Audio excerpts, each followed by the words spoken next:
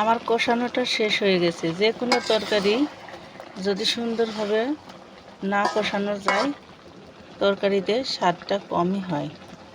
এখন কষানো শেষ, আমি দেখুন পানি দিয়ে দেব।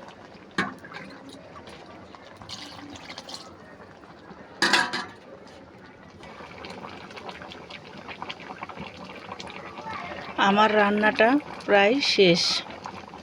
আমার ভিডিওটা যদি ভালো লেগে থাকে অবশ্যই লাইক, কমেন্ট, শেয়ার এবং সাবস্ক্রাইব করে দিবেন।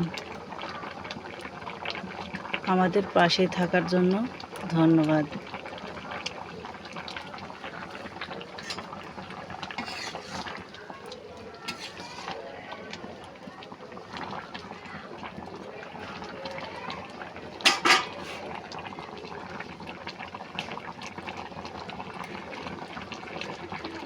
আল্লাহ হাফেজ।